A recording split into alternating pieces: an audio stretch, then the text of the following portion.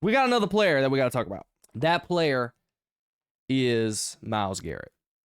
Adam Schefter came out with a report as of a while ago, and he had this to say.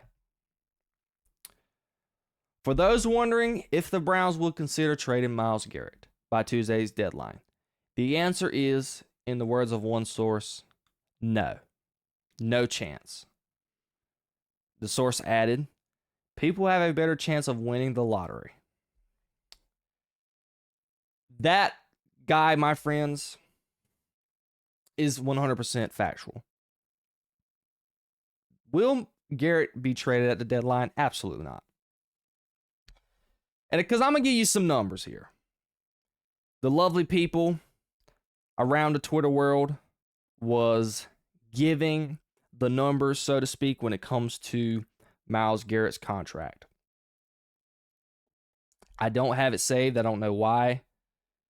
But I am about to look it up for you because this part is very, very just appalling. Sport Track. Cap hits for the next 6 years. This year, he has a cap hit of $1.2 million. 2026, he has a cap hit of $8.1 million. 2027, he has a cap hit of $16 million. 2028, he has a cap hit of $21 million. 2029, he has a cap hit of $57 million. 2030, he has a cap hit of $27 million. And in 2031, he has a cap hit of $16 million, which he put in parentheses void cap. I don't know exactly what that means. I'm just reading it off what he says. In 2025, if the Browns, I guess, were to trade Myles Garrett this year, it would be $20 million of dead cap space. And in 2026, it would be $40 million in dead cap space.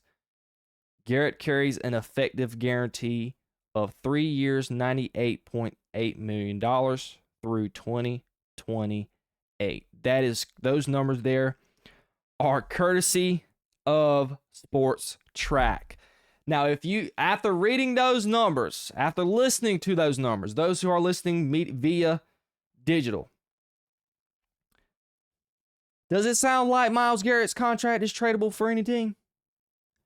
Absolutely not.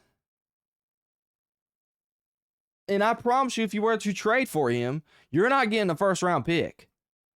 Nobody in their right mind is giving up a first-round pick for a guy in Myles Garrett who has a cap hit and a contract that is super end-loaded like that one. That is not happening. And Myles Garrett, and he's he had 5 sacks in the game against the New England Patriots on Sunday, and the frustrations on the sideline, and that is where this report is coming from. It is stemming from the report that came out. Sorry, it is stemming from the stuff coming out this weekend after the game on Sunday, where Myles Garrett was not happy. He was unhappy. He was seen pictured towards the end of the game, sitting away from the team at the end of the bench. And that is pretty much where all this stuff is stemming from. But I'm sorry, Myles Garrett. I do not feel sorry for you. You knew what you signed up for this offseason. You had the chance to be traded. You even came out and made a statement that you wanted to be traded. This is your fault. You've made your own bed. You decided the money over winning. You valued money over winning. Now, in your defense, and this is in your defense, you probably valued the loyalty rather than leaving and going to a better team and then competing for a Super Bowl that way. You probably wanted to compete for a Super Bowl with the team that drafted you in the Cleveland Browns. I understand that mentality, and I wholeheartedly get it. But Myles Garrett, read the room. Look around. The organization has not been to a Super Bowl since Jim Brown was the running back. And I'm not a sports historian, so that may be a fib that I told you. They may have never been to a Super Bowl. I think they never have been, if I'm not mistaken. I don't know. I may be wrong. They haven't been to a Super Bowl in the Super Bowl era. I know that for sure. But I want to say the Browns won something before the Super Bowl even came relevant. I'm not 100% sure. But I just know they're a losing organization. And they have been a losing organization ever since they've been established. The Browns have not been relevant since Jim Brown was the running back and was the star-studded player that he was back in roughly the 1950s, 1960s.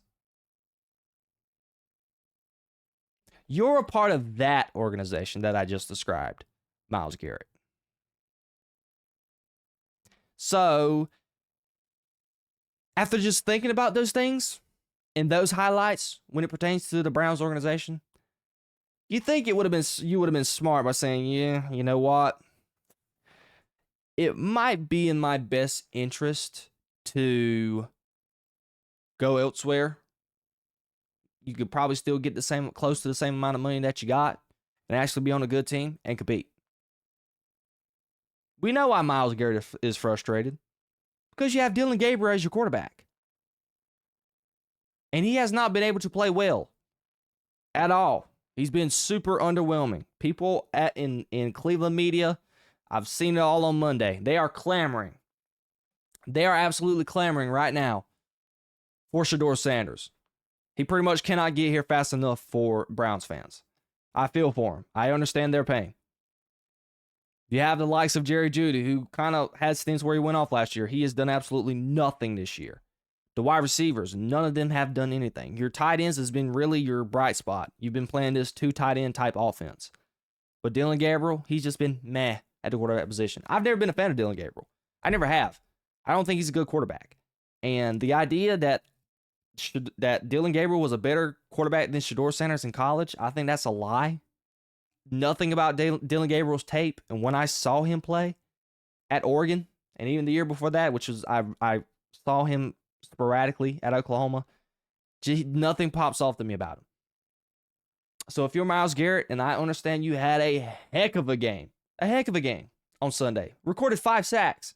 I even posted it on Twitter. I was sitting there like, it's crazy that the Dallas Cowboys have, what was it? I think it was, did I tweet? It was 8.5 sacks.